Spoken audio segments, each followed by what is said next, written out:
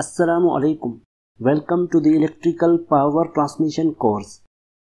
Today I am going to explain Kelvin law of economy or economic choice of conductor size. When a transmission line is going to be installed, the cost of conductor material is generally a very considerable part of the total cost of a transmission line. The cost of the conductor depends upon the size of the conductor. Higher the size of the conductor, higher will be its cost, and lower the size of the conductor, lower will be its cost. Therefore, the determination of proper size of conductor for the line is of vital importance. In 1881, Lord Kelvin gives his law for the economical choice of the conductor size. According to this law, the most economical area of conductor is that for which the total annual cost of transmission line is minimum. It means that a transmission line design is considered to be most economical if the total annual cost is minimum. Now, the total annual cost of transmission line consists of two parts. Number 1, the fixed standing charges, and number 2, the running charges. When a transmission line is going to be installed, the capital cost required for it is generally borrowed from the national or international banks through loans on interest. Furthermore, the total cost of the asset such as transmission line generally reduces with the period of time. This reduction in the cost of the asset is known as depreciation. Therefore, the fixed charges of transmission line consist of the interest on the capital cost of the conductor, the allowance for depreciation and the maintenance cost.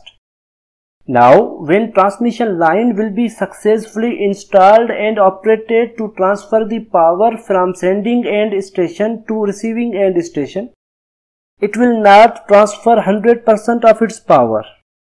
The transmission line will have some I²R losses due to the presence of resistance and long distance.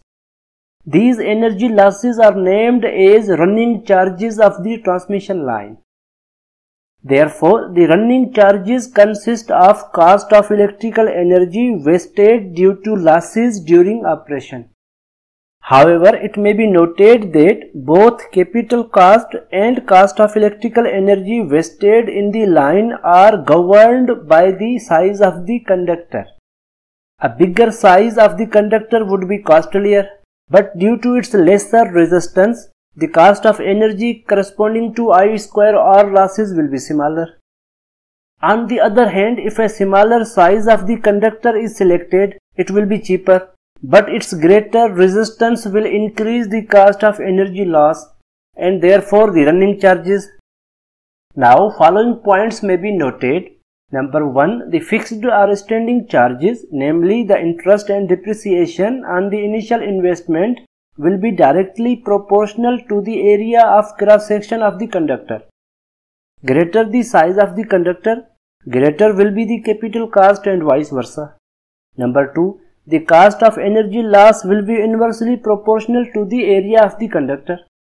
Assuming a constant current in the conductor throughout the year, the energy lost in the conductor is proportional to the resistance. As resistance is inversely proportional to the area of cross section of the conductor, therefore the energy lost in the conductor is inversely proportional to area of the cross section. Mathematically, annual interest and depreciation cost C1 can be written as C1 is directly proportional to A, area.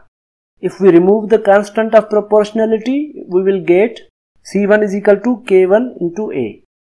And annual cost of energy dissipated in the line C2 can be written as C2 is inversely proportional to area.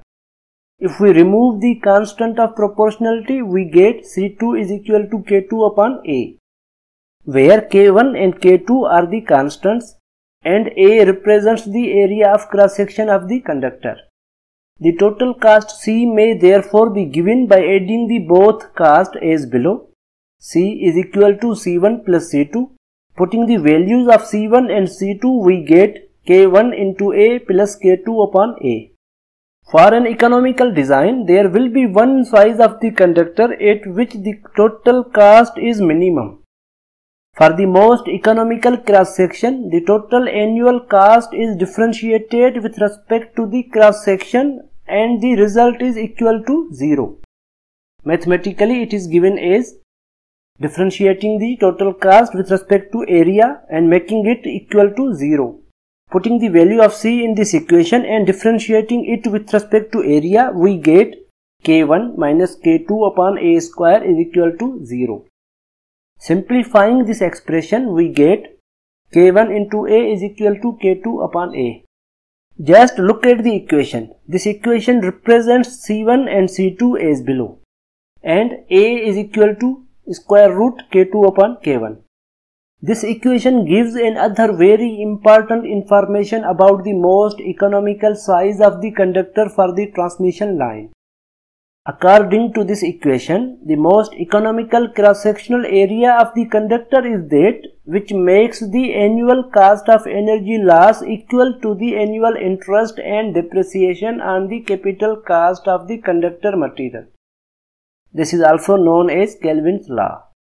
It means first statement of Kelvin's law says that the most economical area of the conductor is that for which the total annual cost of transmission line is minimum. Now question may arise that at what point the transmission cost is minimum? The answer to this question is that the total cost will be minimum when both fixed and running charges are equal. At that point, the cost of the transmission line will be minimum and the size of the conductor will be economical. Now I am going to discuss the graphical representation of Kelvin's law. Kelvin's law can be illustrated graphically as shown in the figure. The annual cost C1 of the conductor is directly proportional to its cross-sectional area. It can therefore be represented by a straight line passing through the origin. The variation of cost C2 of energy wasted with the conductor size is represented by a rectangular hyperbola. The total cost C for any conductor section is the sum of the two components cost C1 and C2 for that cross section. The sum curve is represented by C in the figure. The lowest point P on the total cost curve C gives the most economical area corresponding to the point of intersection of the two components cost curve C1 and C2. At the point of the intersection, the two component costs are equal. Therefore, most economical area is OM and the minimum cost is MP in the figure. Now I am going to discuss the limitation of Kelvin's law. The Kelvin's law serves as guide only to select the size of the conductor. Most frequently, the economical aspect is not considered due to its various limitations. There is often considerable difficulty in applying it to a proposed scheme of power transmission. In practice, following are the limitations of this law. Number 1. It is not easy to estimate the energy loss in the line without actual load curve, which are not available at the time of estimation. Number 2. This law does not take into account several physical factors like safe current density, mechanical strength of the towers, corona losses, etc. Number 3. The voltage drop may be beyond the permissible limits in some cases if economical conductor size is selected. Therefore, the most economical size of the conductor may not be suitable to carry the required amount of currents due to its thermal rating and temperature rise limits.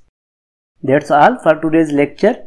In this lecture, I have discussed the Kelvin law, which is used to estimate the most economical size of the conductors.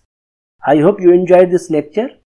Friends, I upload many videos based on various topics of power system and motivation on regular basis. Therefore, don't forget to subscribe my channel in order not to miss my latest videos. And don't forget to share my videos with your friends and class fellows so that they can also get benefit from these videos. Thank you very much.